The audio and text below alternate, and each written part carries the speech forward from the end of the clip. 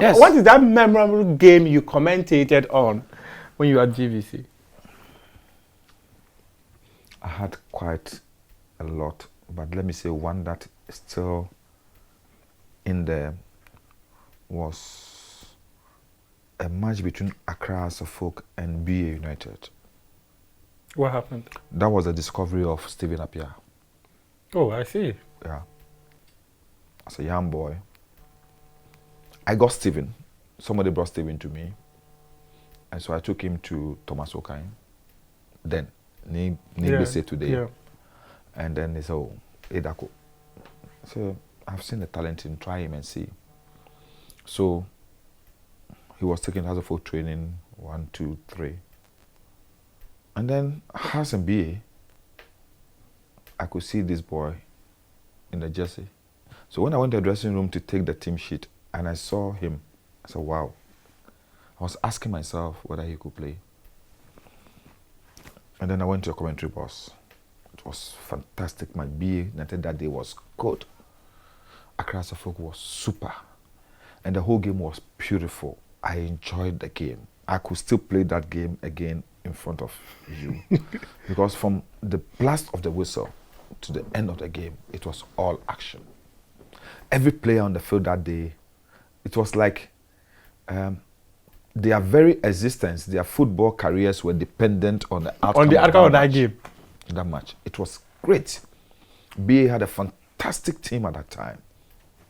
And it was a good match. After the match, then I went to Stephen. I told him, "You are a future star if you'll be disciplined." And indeed, he became one.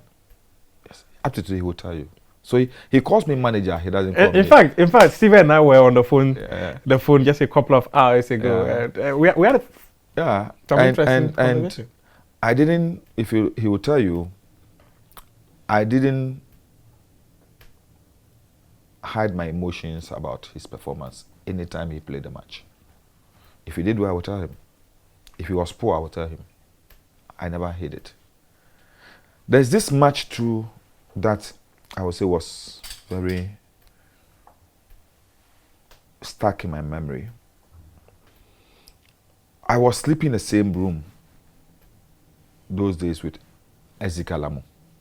Okay. We're friends. Football mates, friends. We live in the same community in Zongolen. And we were sleeping in the same room. You know, those guys, those times young men share rooms, because it was difficult for you to rent a place. Yeah. And so we started together, we share a room. We sleep on the same bed. And the night before, I thought as a footballer, you should rest before a game. Sure. But he went around with friends having fun and all those things. And so he went to the game. It was one of his worst games. And I didn't hide it at all. From the commentary box, I gave it to him. And after the match, somebody was listening to the commentary. And the person told him. So when he came home, all of a sudden the person's mood has changed. Yeah.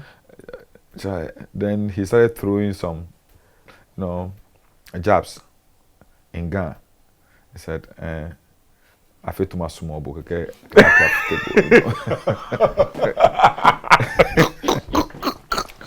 And I saw that he wasn't then. So he was sitting there eating.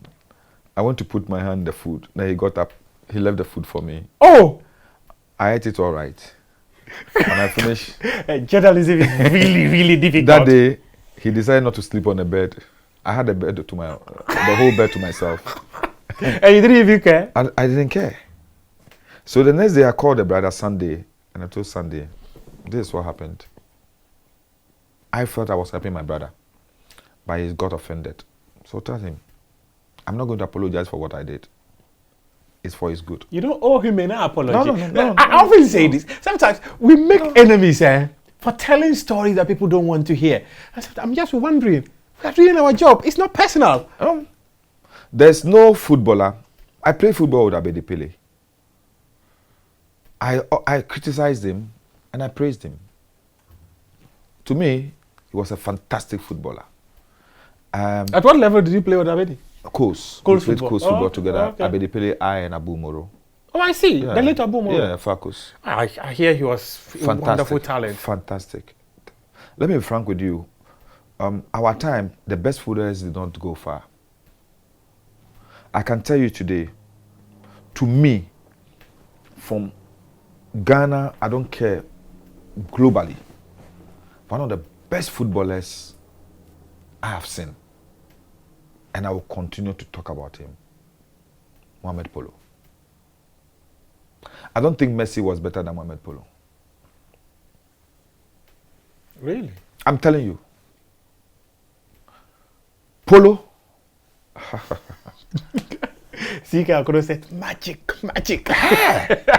Let me be frank with you. I saw a little bit of Joe Gattes.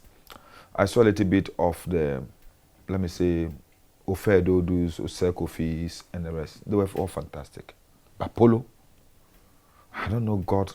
I don't know the God that created him. Polo, when people talk about Messi, Ronaldo, and the rest, I laugh. So you haven't seen footballers. Polo could stand at one place. The sort of things Messi sometimes does, you know. Polo had done more. Polo will kick the ball and direct the ball where to go. Polo will kick a ball and tell you, this ball I'm kicking is going to fall on your chest. The ball will fall on your chest. Really? Polo was fantastic. Look, there's this young guy who I thought would have been the best footballer. Is the nephew to Nianum Thompson. He's still alive. James Thompson. We call it Ora James. Hey! Those days, and then immediately he was snapped to Nigeria. And that was the end of his career. House of Folk, Great Olympics were fighting over him. Somebody took him to Nigeria, and that was the end of him. Are you a House of Folk fan? Or Olympics fan? No, I grew up as a House of Folk boy. Because my whole family, my father, my mother, everybody in the family was House of Folk. My grandfather used to share the same birthday with House of Folk. So it was like 11th November. November. Oh, I see. But at what point did you 11th November 1911. 1911? Yes, my mother's father, my Oh, I see. Yes. Oh, interesting. Yeah. Oh, so, then they were all founded the same day. And my house was very close to the traditional home of Accra House of Folk. Oh, okay. Under Safachenete Street. Yeah, okay. Yeah, so it was like when House of Folk players used to come there, we go there, we see them when we're kids. We see them, they come there to pray before they go to play. It's a natural bond. Yes. Oh, okay. But then I became fond of Great Olympics because of their desire. In spite of everything they desire to achieve, and all, when I was going out, I became fond, but the House of Folk was still there. So it became like, it's an Accra team. I like them, but I love Accra House of Folk. Then all of a sudden, me and some friends decided that we want to prove to House of Folk and Great Olympics how to really run a club. So Alhaji Sly came in together with Alhaji Sly, Douglas Tego, the late Cash. The late Alhaji Sly Tete. Alhaji Sly Tete. Oh, okay. And then I spoke to his Alhaji Sani. Okay. I had you interview him. Yeah. Well, we played football together. Oh, I see. Alhaji Sly, yeah. Alhaji Sani, Douglas Tego. Oh, I see. Cash. So we're a group of ex-footballers who decided to come together to found a club and to prove to the football, they said that we, the football players, could also do the same. Yes. And because we didn't understand while in Europe, it is footballers who grew up to become presidents and chairmen of football clubs. But here, the job is meant for lawyers and things. The lawyers should be in the courtroom. Why do they want to mingle with our game? You know. So why is it they'll come for you? So we decided to prove to people. So we sat down clearly and we did the concept paper. I remember 2 days. We got people who have been in sports. The Honorable B.T. Baba, Mr. Commodore Mensah, lawyer, he was former dean of the, is it dean of the law school? He has a Montcrest University. Yeah, Lawyer Ansan Sari. Oh, okay. and Sansari and some others sat down, look at it, and we saw what we wanted to do. And I was proud of that time I spent with Alaji and Felice Ansong in developing football through Liberty Professionals. You can see the players we nurtured, the players we brought up. At the time, in fact, there was one national Black Star match, 10 out of the 11 players on the field were from Liberty. Yeah, you really built something. Yeah, because we spent time. There were times when 2 days we would just be on the road, just watching football matches across the country and picking players. Wow. If Sly heard that there was this player in that hole somewhere, we'll go for that player. I remember very well I was there, he called me and say, "Me no fear." So, if you know, okay, back when he was standing right by the roadside. When I went to him, he said, "Sit down." I said, "Where are we going?" So let's go, don't talk, let's go.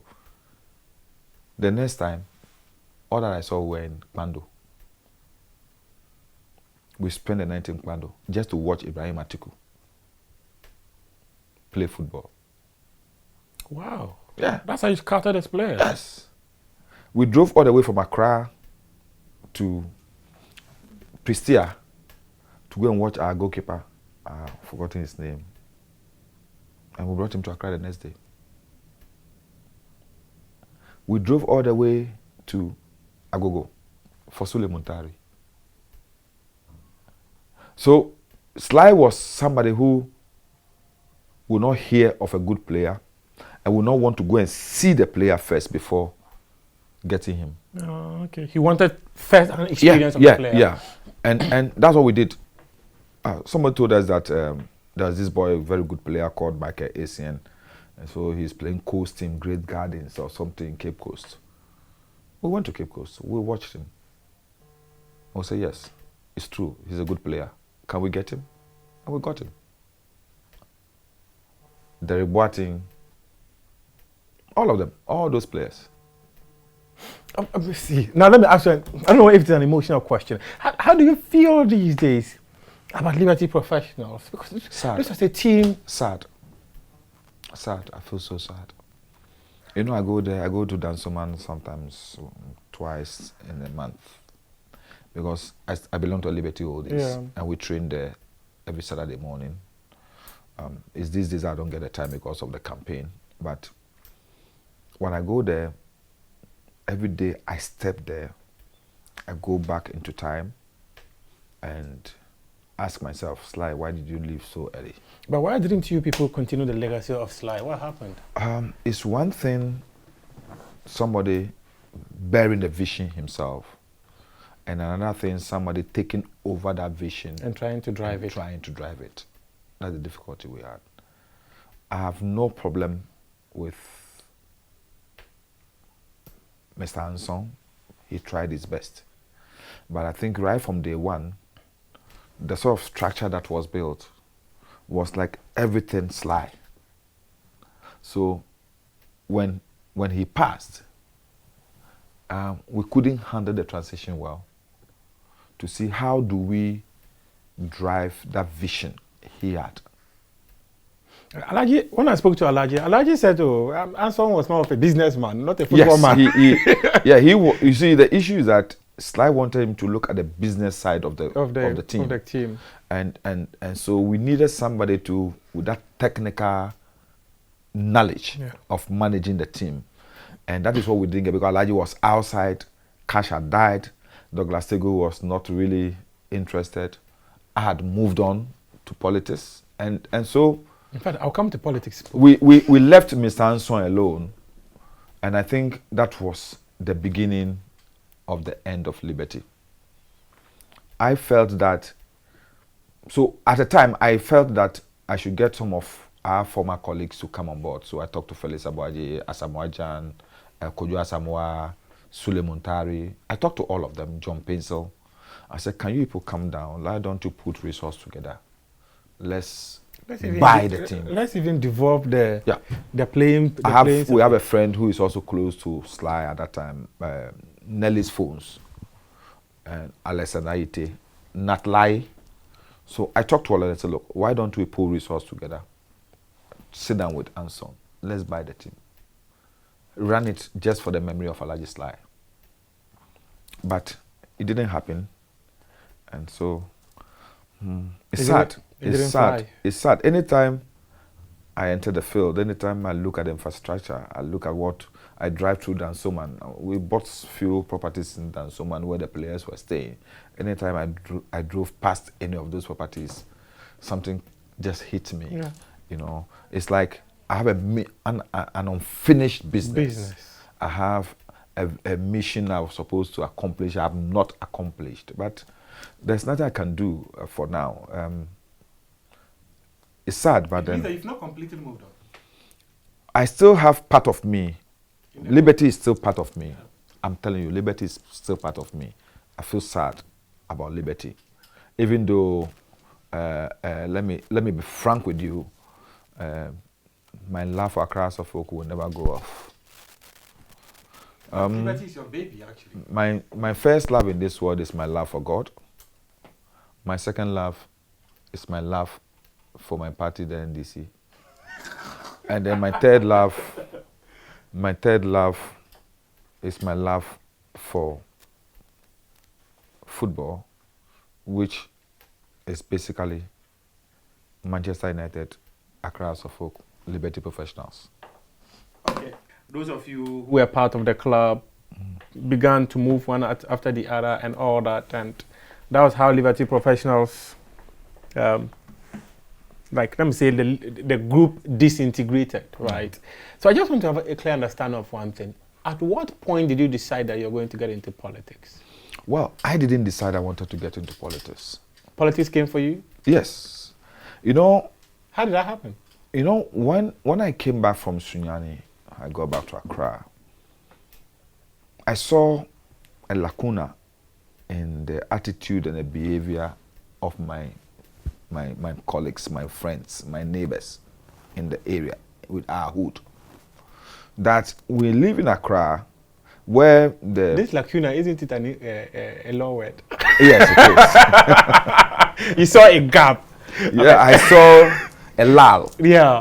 I saw a lull in the attitude and behavior of my friends, my distinct within the area. That they could sit down, the area is dirty, the drains are choked and all those things, and nobody cared. Because they felt it's a responsibility of the city authorities. I've grown up in Sunyani where communal labor was part of my life. Okay. Every month we did communal labor. And then everybody, you dare not leave your frontage unkept. So I said, how can we live like this? So I decided that every 2 weeks I was organizing the youth in the area for us to clean the gutter, to clean, and then play football. If we don't clean, you don't play the football. I decided if we were playing football and you did not take part in the cleaning, you will not play. I don't care who you are. And I had fights, brushes with a lot of people. I lost some, I won some. Because I said I would not allow them to play the game. Because they didn't take part in the cleaning. So that became like, I became like an automatic, organic organizer of the youth in the area. Yeah. That was just when the PNDC government at that time was introducing the district assembly concept. Oh, okay. So all of a sudden, people started calling me assemblyman and things.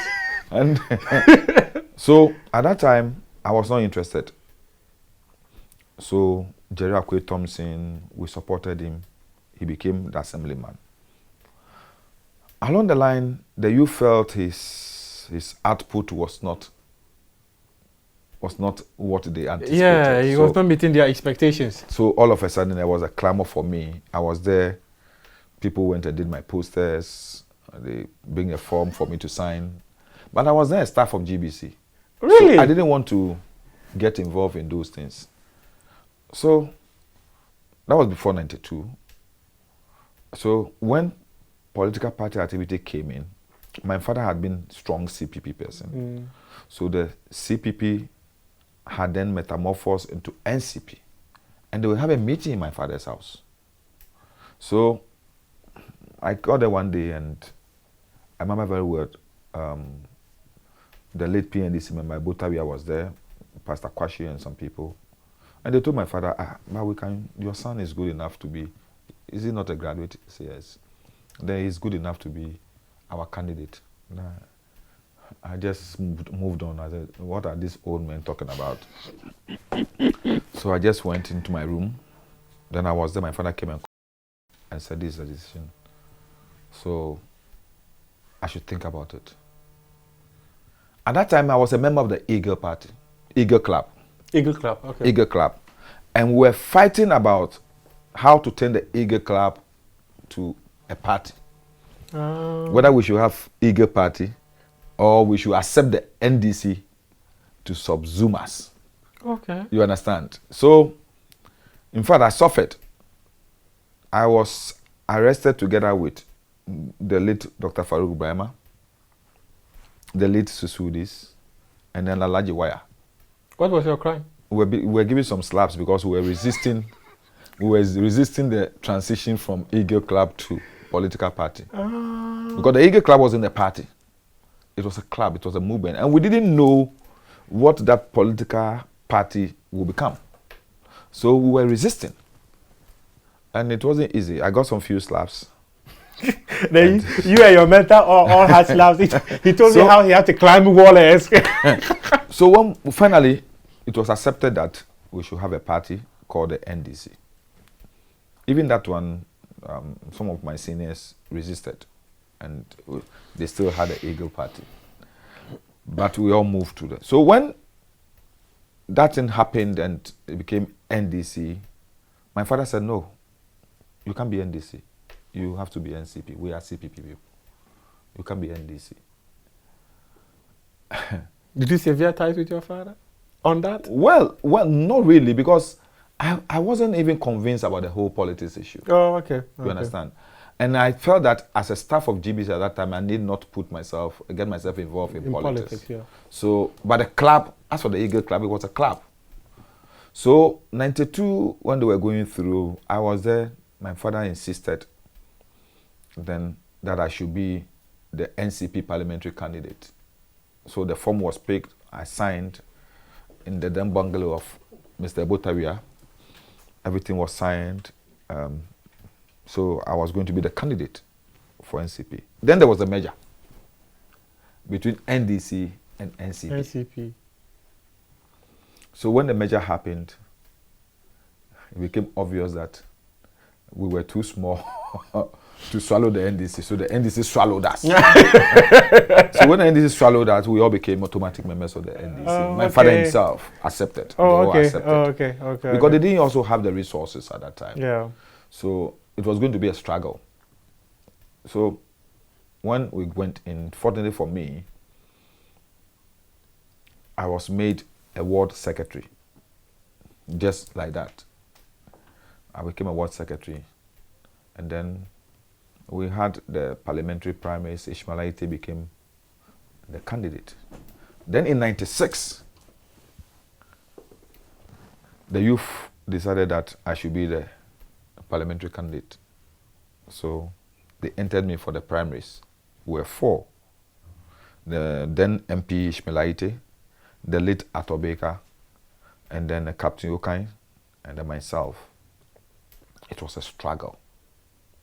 And I knew that I was going to win because the youth were with me at that time. Twice we went for the primaries. According to the elders, they saw that my uncle, Commodore Steve Obimpe, was one of the people at that time. They came around, the BNI report, everything indicated I was going to win, and they didn't want me to win. They felt I was too young.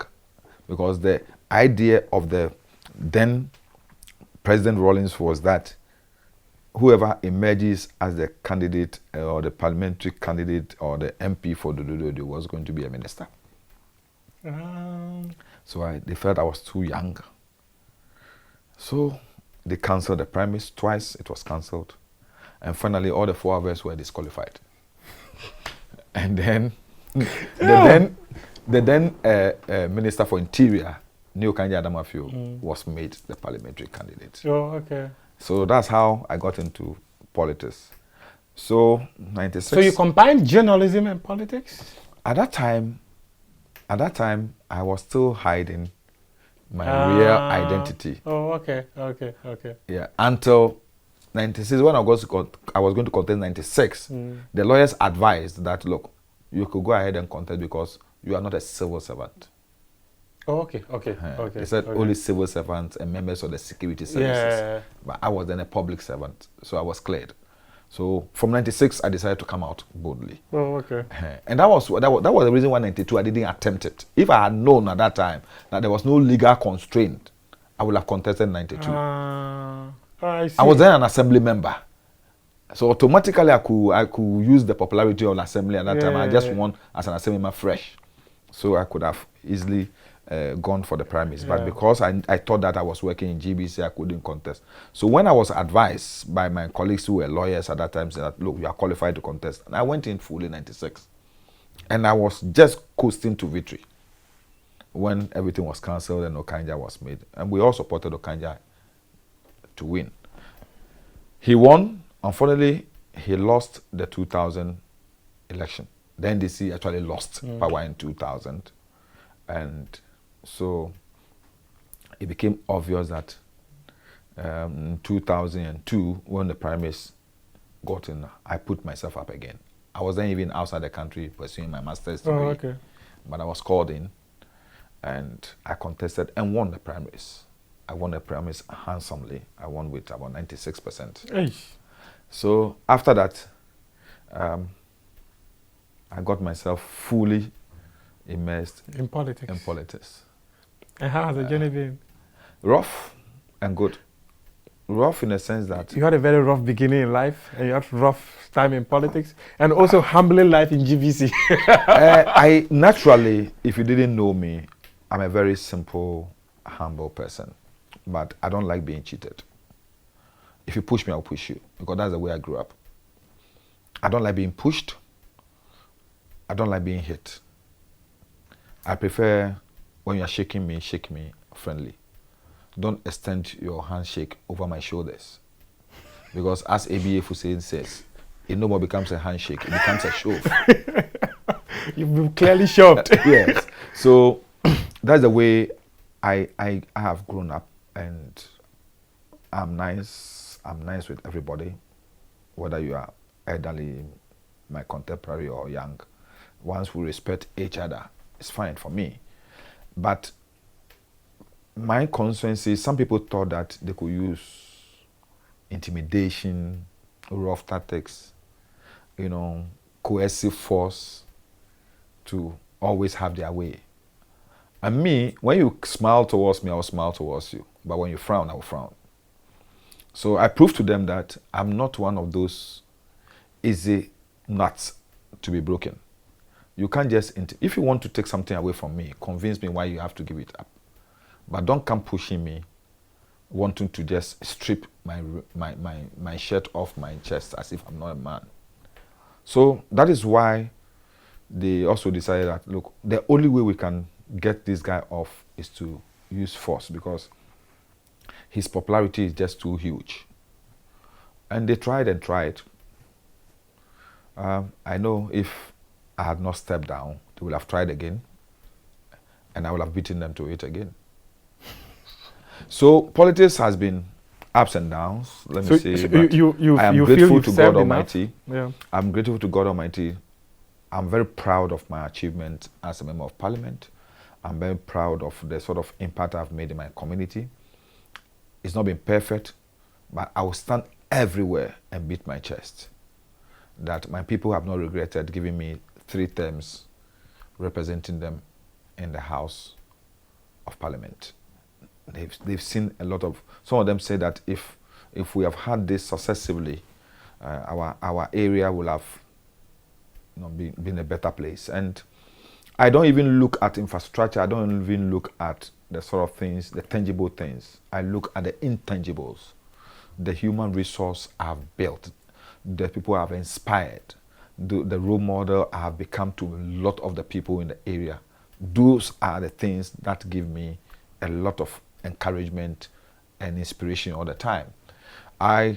Through my efforts, I have medical doctors, I have lawyers, I have engineers, I have so many professionals, teachers, nurses within the constituency. You've contributed to their success. Yes. At the time, I had close to about 127 young boys and girls on my scholarship scheme.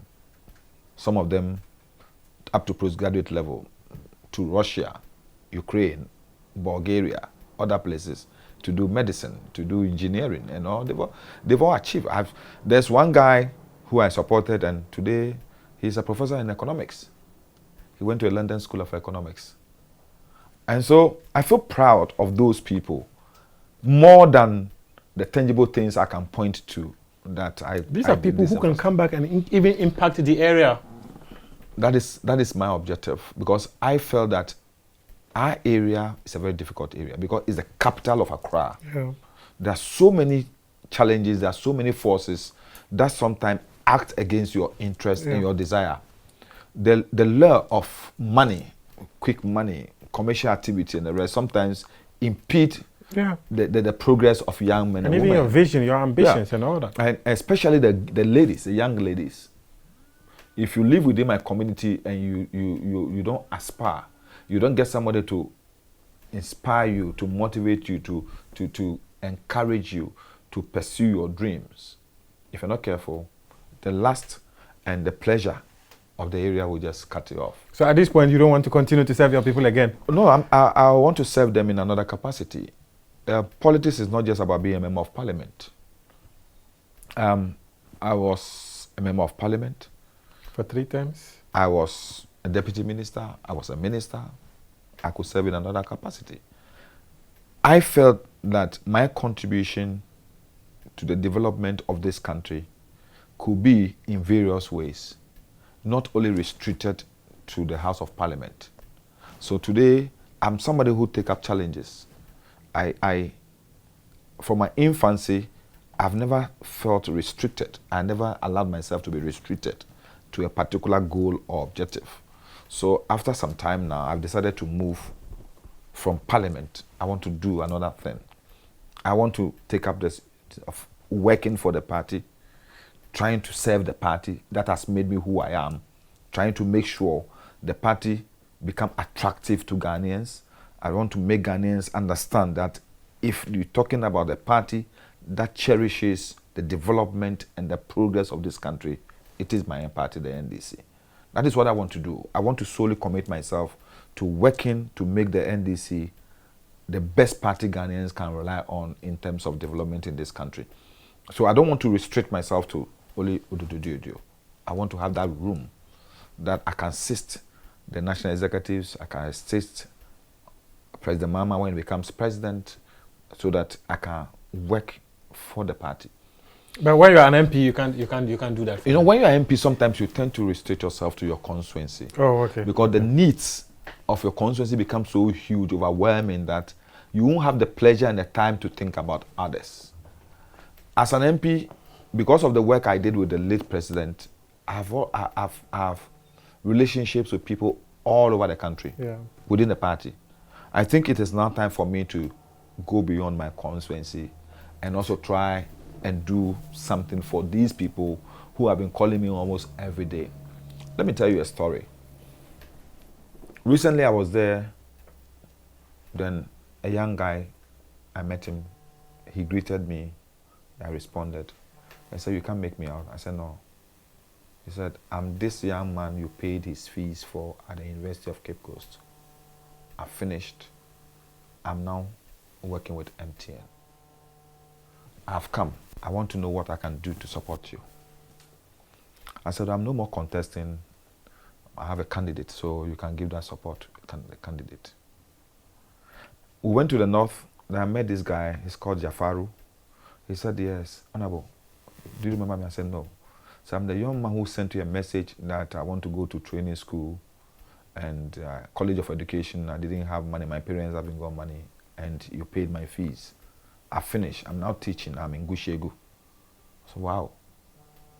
So People from afar, you don't yeah, even know. I don't know because the thing about me is that when you ask me for help, I don't ask where do you come from, because at that material moment, God has directed you to me. That's the way I take it. Yeah.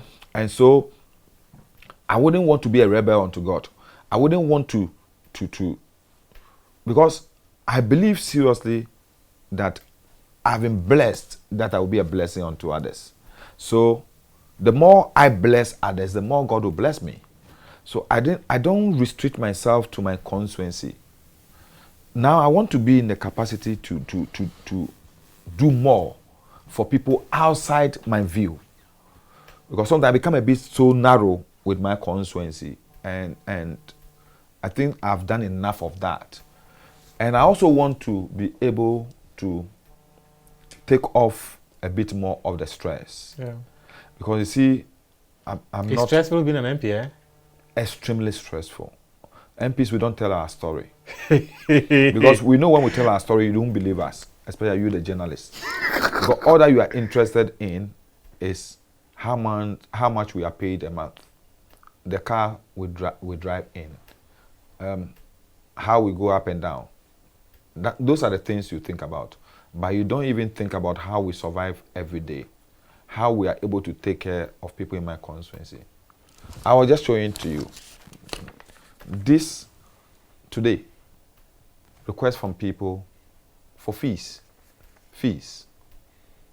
I've seen 6 names. Thank you. And you see the figures around it? Yeah. Yeah, for fees. Most, I think 4 of the people here, they're in their final year in the university. So if I said, I'm not going to listen to them because I'm no more contesting, that's the end of your education. So the 3 years that I've supported them would have been a waste. So I have to sacrifice. And the amounts at the end of their names, This are humongous amount of money. amounts at the end of it are more than my pay for a month. Yeah. So what do? I take an overdraft. By the end of our term, that thing you people call ex gratia, it's already gone. Because you'll have taken loans and overdrafts from the bank to take care of such requests so much that that money is dissipated. But why do you continue to do it when you don't have the resources? You see, sometimes you have to look at the human aspect of it. I tell people that our social life is different from others. Bro, you sitting here. Sometimes. Assuming you come from a family and all of a sudden you are the only person in your family who has a job. How do you think family will look at you when somebody else from your family comes to you and said, I want you to support me to pay my fees? You just spoke like a prophet because I'm the only member of my family. And I know the pressure you have. In fact, when they see you sitting on television, it's huge. in fact, it will go beyond your family to your community. It's huge. A few weeks ago, I was there when someone sent me an email about school fees. I looked at the figure. I looked at my pocket. I'm like, wow. So I sent him Momo. I couldn't pay everything, but you pay some. Yeah, I sent him something. Yeah, the guy responded to my email and was like, Mufta, you've just saved me. You just saved me. Yeah. You know, there's this young girl I didn't know. She's not from my constituency. Yeah. She's from Ablekuma Central. Then I had gone there Saturday to go and eat banku and tilapia at Tankastle Line. Then as soon as we finished, That used to be my area too. yeah. That's the woman and the daughter standing by my car. And the woman was virtually in tears. I said, that's the daughter. Final year at the university. They needed 750 cedis to add up to what the mother has succeeded or has been able to gather. She said she sold her cloth, she sold, and they don't know where to go because the MP had already assisted. So they don't want to go back to the MP. So they just saw me coming to eat banku. They said they will wait for me. And when I gave the money, all of a sudden the girl broke down in tears. Yeah. You've Oh, no, sa- I've you've had this saved many my times.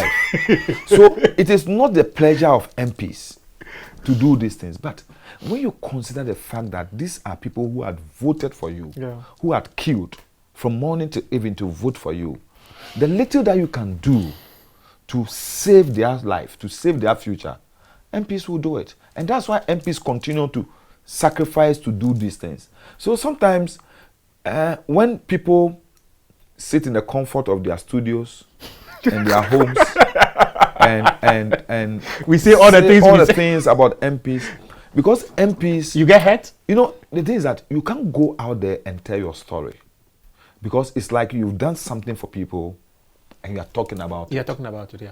And Yeah, sure. and you know, our religion, both Yeah. Christian and Islamic Yeah, religion, yeah. frowns on that. Yeah, it doesn't That permit when you do good to others, don't let even your other hand know. So sometimes MPs are unable to tell people what they go through. But I mean, fees, rent, hospital bills, and sometimes you even become marriage counselors.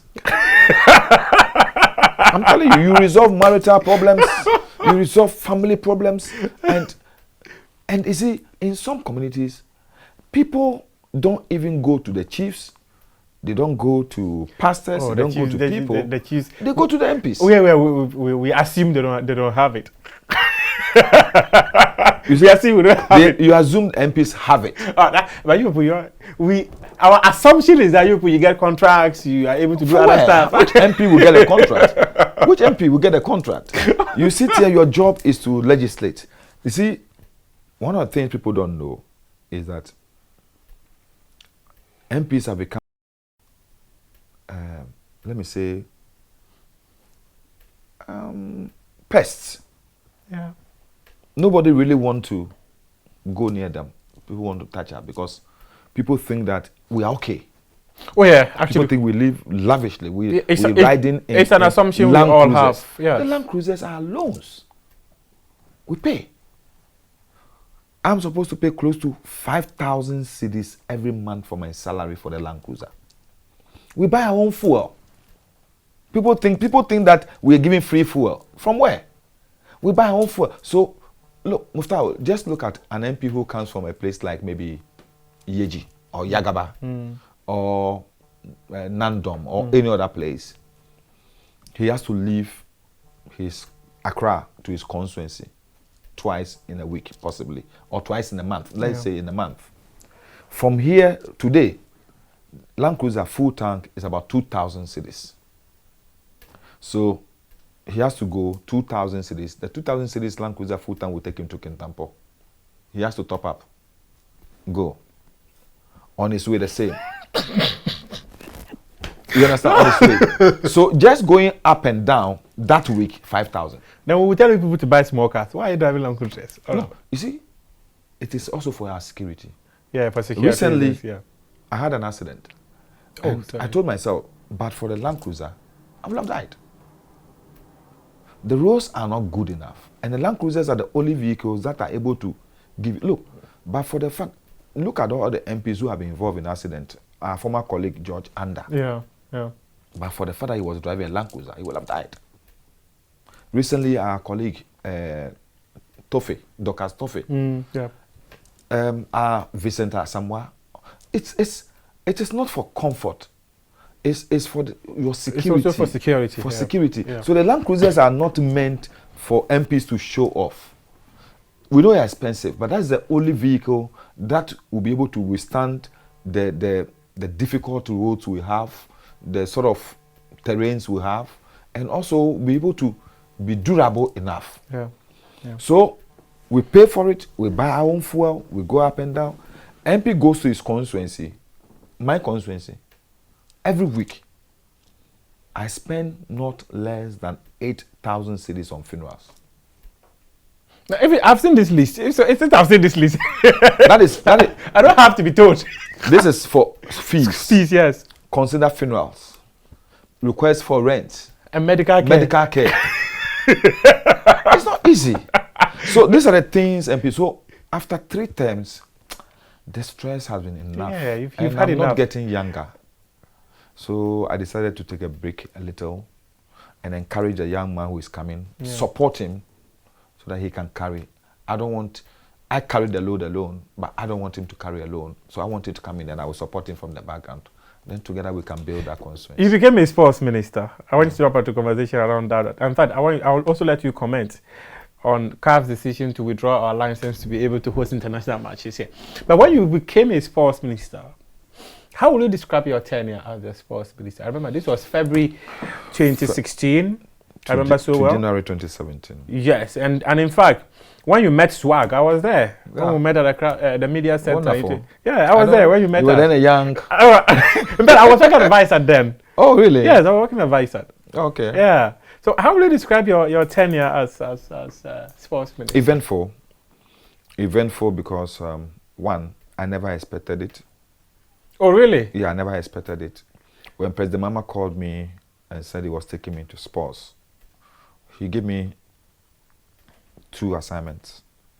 Go out there and do what is right, was 1.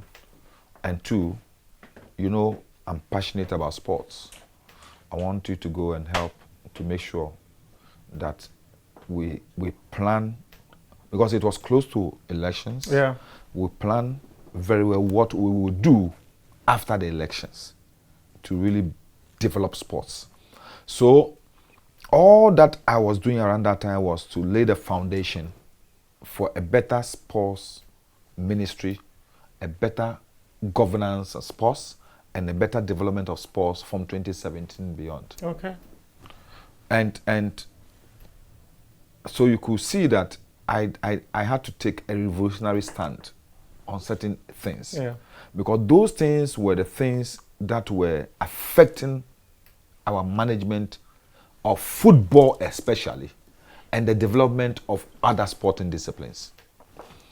There was basic issue, and up to today, this particular government has not resolved that problem. What's that basic issue? You see, the basic issue is the fact that we give all our attention to football, to the neglect of the other sporting disciplines. We give our attention to Black Stars. Thank you. I'm happy you've even narrowed it down to Black Stars, because if we give a quarter of that attention we give to the Black Stars, to the other national teams, they will do better. So the issue is that how do we resolve this puzzle?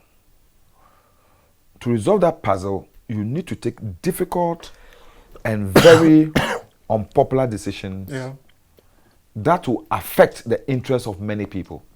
And in fact, you did. I had to be brave.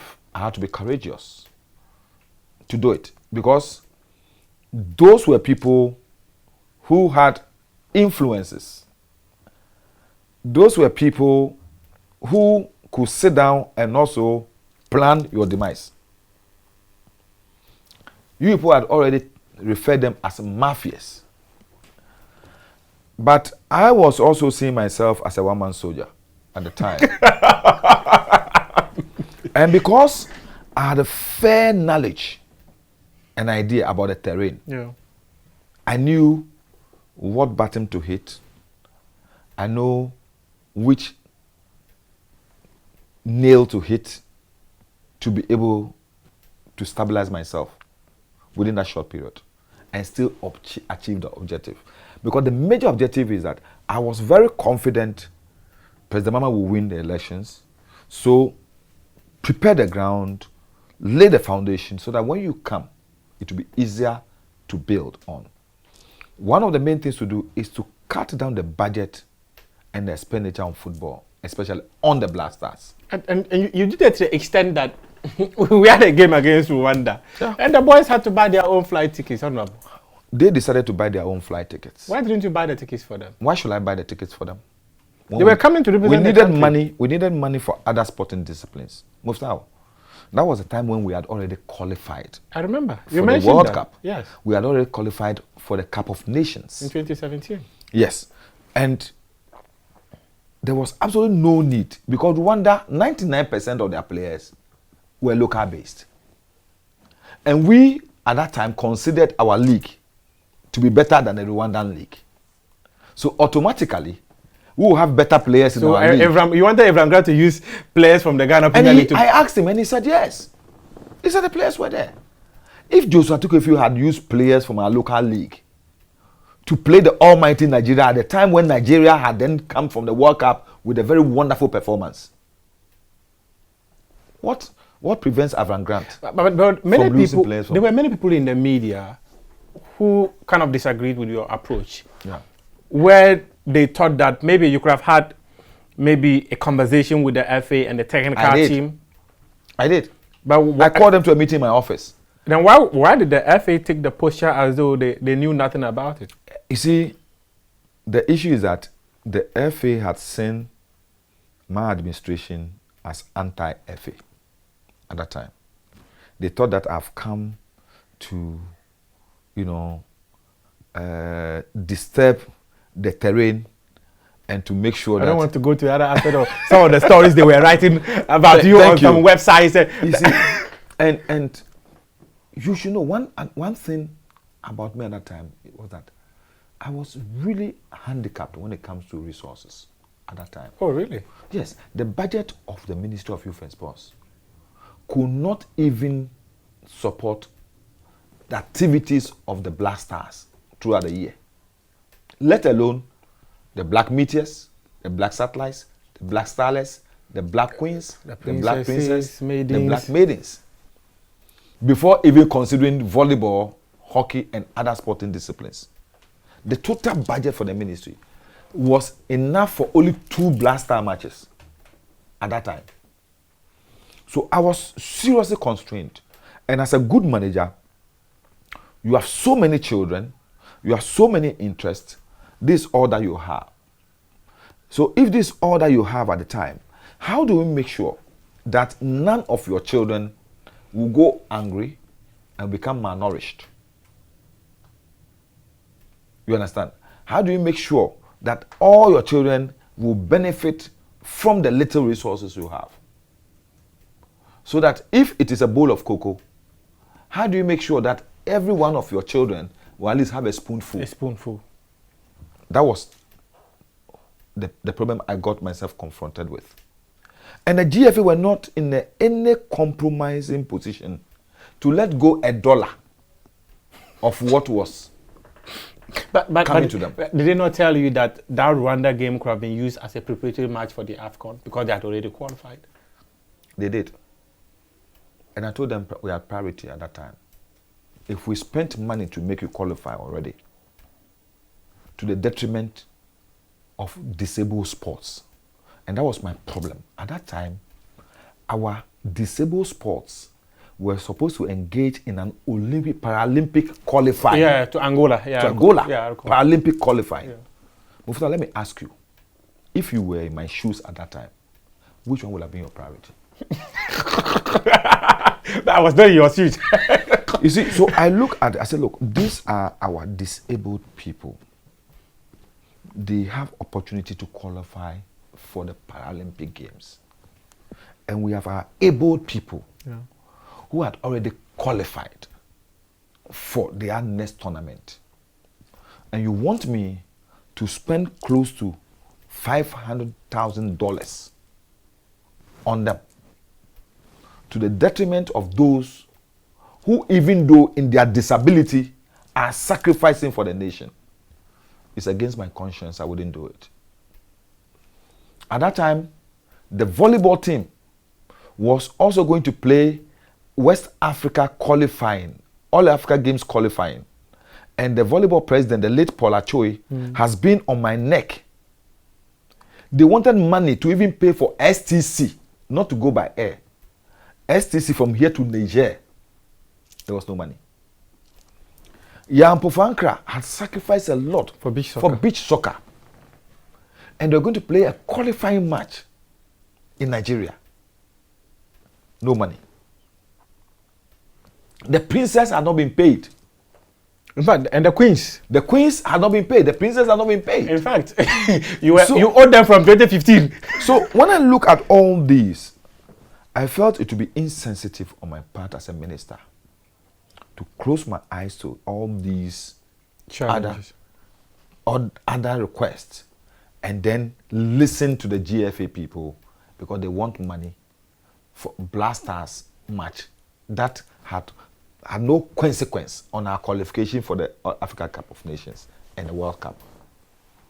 So I went and discussed with my president. My president said, "Nee, go ahead. Do what is right."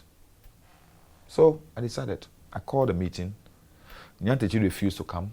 Afriye came with Avram Grant, Sabankwe, and we discussed the issue. I asked Avram Grant one simple question. Can you raise a team that is able to defend the flag of Ghana against Rwanda? He said yes. I said, then go ahead. So I told the GFA people, get a local team who will play.